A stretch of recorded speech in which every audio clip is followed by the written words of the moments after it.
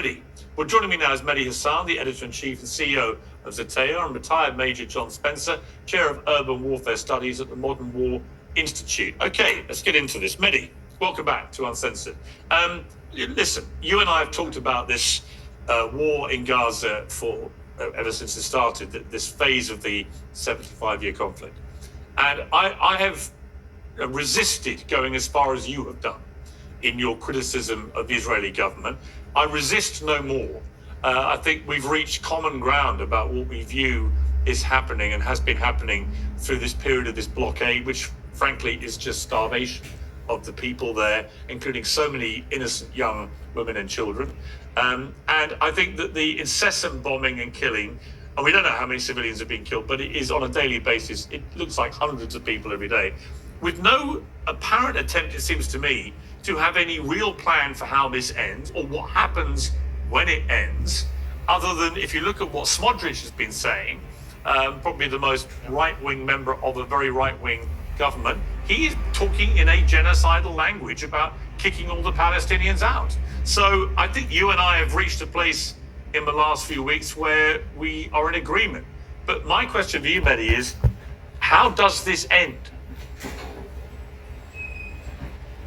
I don't know the answer to that question, Piers. I'm glad we're in agreement. I wish we weren't. Actually, I wish I had been wrong and you were right. I wish that a year ago when I said on your show, you said, well, if it's not about the hostages, what's it about? And I said, it's about depopulating Gaza. It's about conquering Gaza. I wish I'd been wrong.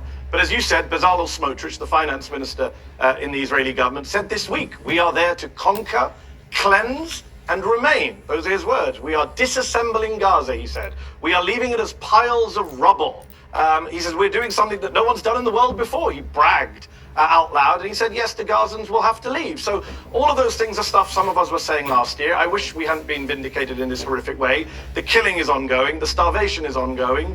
And look, I do hope that a dam is bursting. You mentioned the genocide word. Shmuel Lederman, who is an Israeli researcher of genocide, spent much of 2024 saying it's not a genocide, it's not a genocide. He was interviewed by a Dutch newspaper last week. He said, I've changed my position. It is a genocide. He said, in my field, there's a consensus among genocide scholars that it's a genocide. In fact, that Dutch newspaper interviewed 7 leading scholars of genocide. Every single one said, we think what's happening in Gaza is a genocide. In fact, this week, Piers, you have an Israeli former general, Yair Golan, saying a sane country does not attack civilians, does not kill babies as a hobby, and does not expel civilian populations. That is Yair Golan, the former deputy chief of the Israeli military, prominent Israeli politician. He was a hero on October the 7th, fought Hamas himself on October the 7th. This is what he said this week.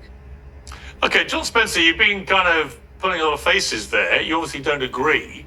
But given that so many allies of Israel are now raising massive alarm bells about what is happening, you can't be comfortable, surely, with what is going on in Gaza, are you? Absolutely not. I think it's horrible. I think there are people suffering.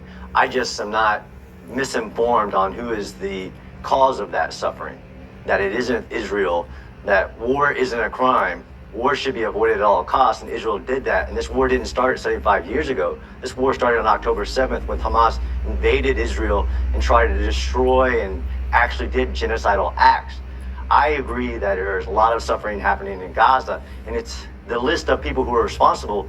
Israel's not on it in my list. Hamas is on it, and I actually have solutions. You asked Mehdi for a solution. I have solutions based on the history of war.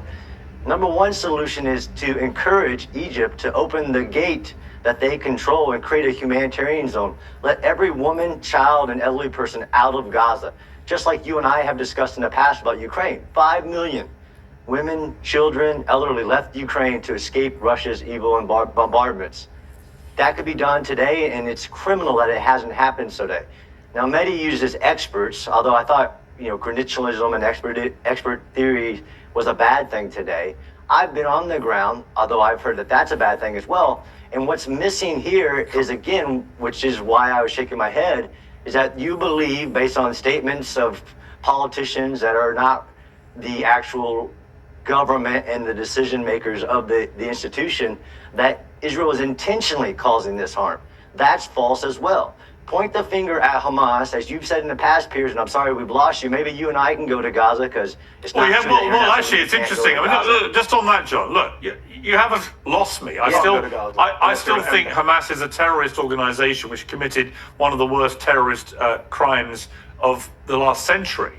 And they should absolutely no longer have any power in that region. They should absolutely be dismantled as a political force and the rest of it. I just see no evidence that Israel's mission statement to eradicate Hamas has worked. In fact, conversely, more and more reports are coming out that for every Hamas terrorist who's been killed, they're being replaced by 4 or 5 people who share that ideology. So the mission statement isn't working. And you say that Israel is not intentionally killing innocent people, but it knows it is killing a lot of innocent people. So its argument is we're going after Hamas, they're embedded in civilian populations, but they are killing a lot of innocent civilians every single day. And not just killing them, they're now starving them, which will also lead to deaths, which is a deliberate, willful act of trying to kill people. Would you accept that?